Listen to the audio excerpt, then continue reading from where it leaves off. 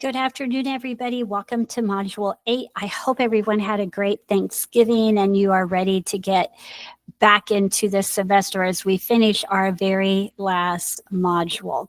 So in Module 8, you have a couple of assignments, and I wanted to go over each of them. First of all, you're going to be reading Chapter 11. Again, Chapter 11. We're skipping a couple chapters. This chapter is on grammar, spelling, and handwriting. So please make sure you read that chapter. I'm not going to have you do a discussion post this week. I feel like you have a lot of other work you need to do. So you do need to do the weekly chapter summary and reflection, and you're going to do that for Chapter 11.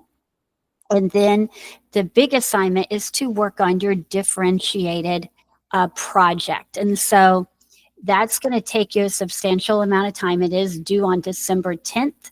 So I'm just going down here. It talks about the fact that this class is about the language arts, right? And we've learned about all the different types of language arts. We've talked about small group instruction. We've looked at emergent literacy. We've talked about visual literacy, viewing. We've talked about oral language. We've talked about literary comprehension. And so kind of thinking about all those different things that aspects of the language arts that we've talked about. And what you're going to do is you're going to pick either a primary class or an intermediate class. I don't have a middle school or high school, so you need to do primary, intermediate. So let's say that you decided to do the primary class. Let me show you that. So the first thing you'll need to do is decide what class you want to do. So I've downloaded, I'm going to share with you the class for the intermediate 4th grade. So you have all your students listed here. And I've explained a little bit. We have Alex, a 4th grade student who's reading on grade level. So we don't know a whole lot. We only know that Alex is reading on grade level. So I want you to kind of think about this as being more at the beginning of the year where you just have broad data. You haven't administered all these diagnostic assessments yet. We have Bianca, who's reading at a 3rd grade level, has difficulty writing cohesive paragraphs, enjoys art. Then we have Corey, he's reading at 5th grade level, so above level. He's good at synthesizing and evaluating text. I'm not going to read all of these, but you can see they're a little bit different. And we have Delilah, who is reading at a 2nd grade level. So I think I said his name wrong, her name wrong. So first thing you're going to do is read all of these. So here we have one student that knows most letters and sounds, ELL, eager to please, writes name, and knows some CVC words. So you're going to see that it's very, very different. And that's the first thing you'll do. So after you have done that, after you have looked at all of your kiddos, there are 3 different things you're going to do. Actually 4. So let me show you that.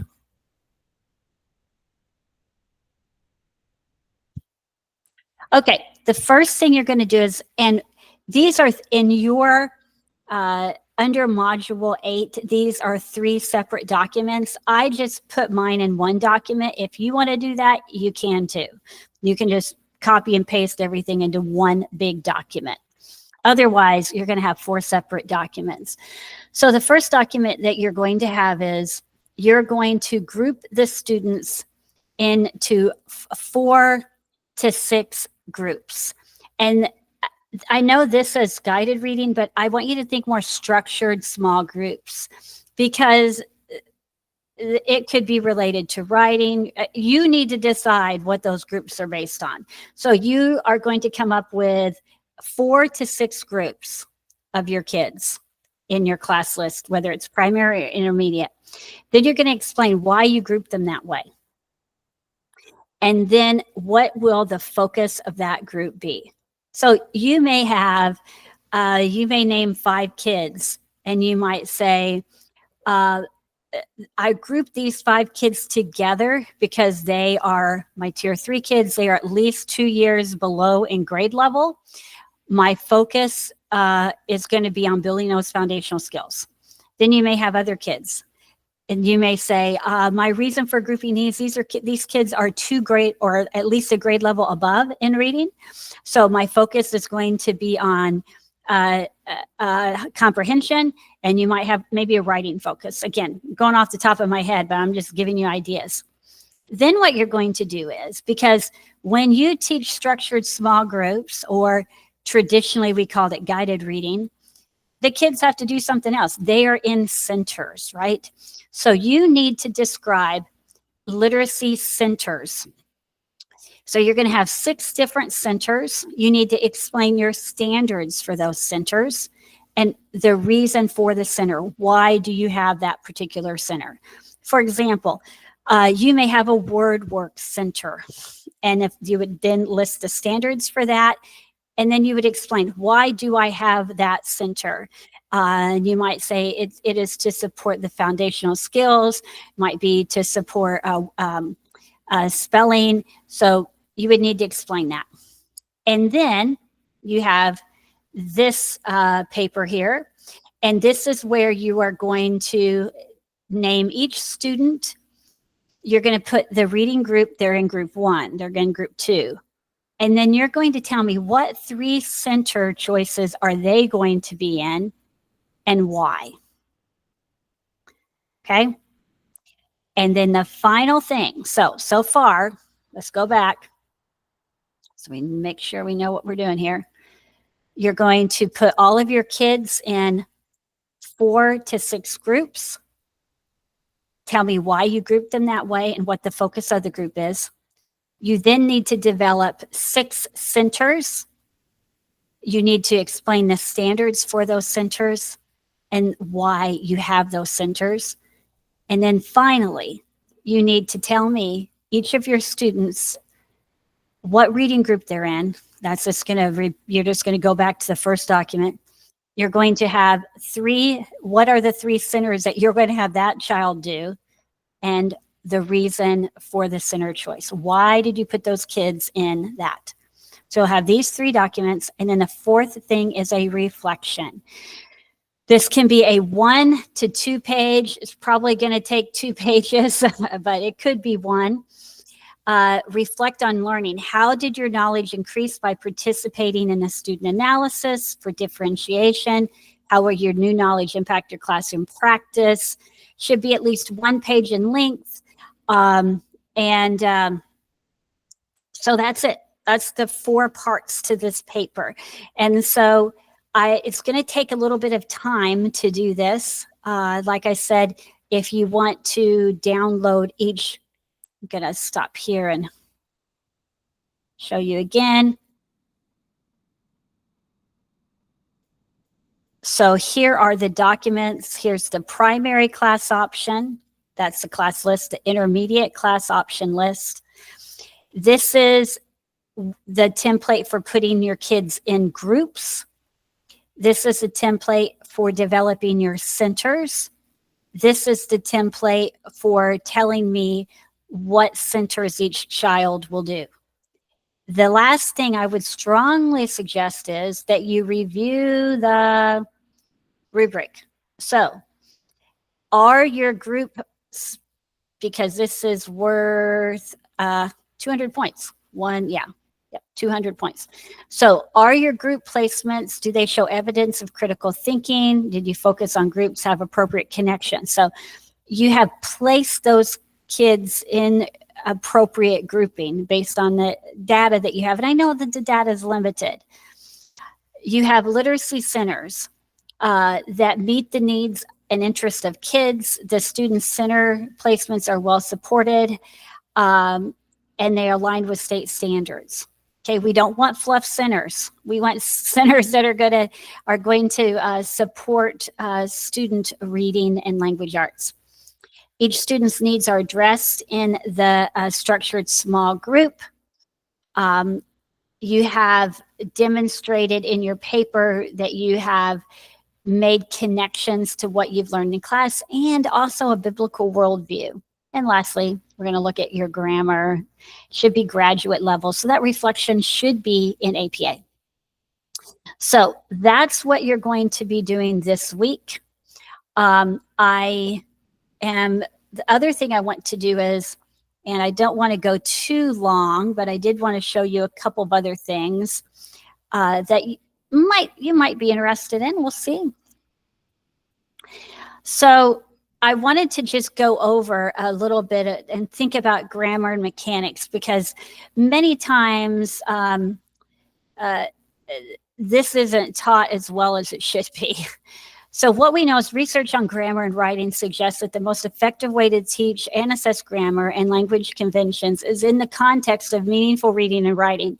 And so in this class, we've talked about the writing process. And so as you are teaching the writing process, when you get to revising, and specifically when you get to the editing stage, because revising is content, editing is going to be your grammar and mechanics.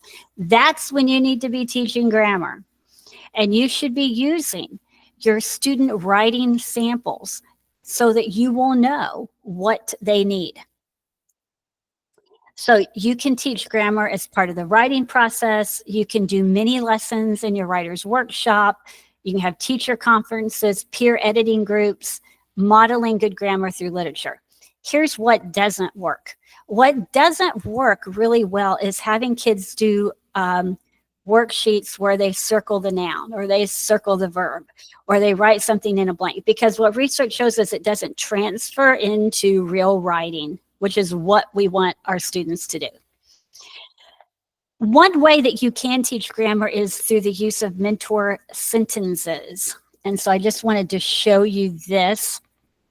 And this is a way that you can, again, teach grammar. So let's say that you're going to teach the skill of adjectives. You want students to know that. The first thing you're going to do is provide explicit, you're going to provide a student-friendly definition of what an adjective is. You're going to brainstorm adjectives. So this is where I'm going to go back. You do explicit. I think I've said this a lot in this class, explicit direct instruction. So we want explicit direct instruction on what is an adjective. Then you're going to read a mentor text that has adjectives in it. So here we have about a spider, and there's lots of different adjectives in this mentor text.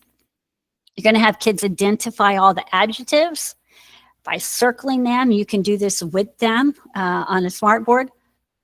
And then we're going to wreck it. We're going to take away those adjectives. And we're going to talk about, well, what would it be like if there were no adjectives? And we can see that it would make the text would not make sense without all the adjectives. And then we're going to study it. Now that the adjectives are gone, think about the effect that it had on the writing. And then we're going to write and revise. And then this is where I would say, okay, you guys are working on a writing piece. I want you to go back to your writing piece and insert adjectives as appropriate. And you can do this for a lot of grammar skills. But the point is, you're trying to teach them grammar, mechanics, and conventions while they are learning other types. In the form of mentor text and an authentic writing. Now, you need to look at your state standards to determine what conventions should be taught at the various levels. So in Florida, let me show you. Here we have Florida best standards. And the Common Core Standards identifies this also. So you'll need to look at your state standards. So I can see these are the progression of standards for grammar mechanics. And I can see that it's color coded by blue, yellow is introduced with the I, M should be mastered, and red, reviewed. So I can see at kindergarten, students should begin each sentence with a capital letter. It should be introduced and mastered, okay? And so I'm going to go down a little bit. Here we have use prepositions and prepositional phrases. That is introduced in, I believe, second grade and mastered in third grade. I have to go up on my paper there. Yeah. So this is a good way for, at least us in Florida, we know specifically what grammar standards we want to teach. And I know when I was a classroom teacher, I did not count off on grammar if it had not been taught. And so, for example, conjunctions. Conjunctions are not introduced until third grade in Florida. If a second grader did not get those conjunctions correct, I'm not going to count it off because I haven't even taught it yet. So this is a good way to kind of know what you're supposed to teach and when you're supposed to teach it. Okay, there's a lot I could say today. I did want to also mention about handwriting. Depends on where you're at. In Florida, handwriting, cursive and print is taught. And so if you are interested in learning more about that, I can share with you the progression of writing standards or writing and how you should teach that. Because when you teach writing, you really need to think about the strokes that are similar. The last thing I want to mention is spelling. So spelling instruction in your text, it talks about the different stages in spelling, which is great. One of the best things that I've done as a teacher is to use Words Their Way. And if you look up Words Their Way, you're going to see that they have, and I think I'm going to show you this. This will be my last thing I'll show you. Here we go. So I'm not going to get into this too much because this isn't an assessment course, but Words Their Way has a primary spelling inventory, and then it has an intermediate. With this inventory, you're going to give the kids this test, this spelling test. You can give your entire class this at the same time. And then what you do after you have given a spelling test is you analyze the spelling test and you look at, let's say the kid wrote, for fan wrote, well, let's say they wrote, let's say they wrote it correctly, fan, F-A-N. We know that they know their initial sound, the final sound, and the short sound, short vowel sound. Let's say for pet, they put pat. Well, they got the P right, they got the T right, but they missed the E. So what this does is it doesn't just say they missed the word, it analyzes the specific aspects of spelling that they had correct. And then what it does at the bottom, you can tell me, it explains, do your kids know initial, consonants, final, short vowels, digraphs, blends, common long vowels, other vowels, inflected endings. And so you'll know exactly where to start them for spelling instruction. And so you may have some kids that are working on digraphs for spelling, and you may have other kids that are still on short vowels, and you may have other kids that are working on inflected endings. And so if you want to learn more about Words Their Way, please let me know. It is a really good way to teach, to differentiate for spelling instruction. Okay, that's all I have for this week. There's a lot more I could say, but I don't want to go on and on with this video. Again, if you have any questions and you want to meet one-on-one with me, I'd be more than happy to do that. Because this is an end of the semester, everything needs to be done by December 10th. I have to have my grades done that Friday. So if you get it, that's going to leave me Wednesday, Thursday, Friday. Not a lot of time. And I'm still teaching and working and going to graduation and all that good stuff. So it's important that you get your work done. And if you can get it done early, that's even better. Okay. Hey, I have enjoyed having you guys in class so much. I hope you have learned something also. Don't forget to do your course evaluations. Have a good day.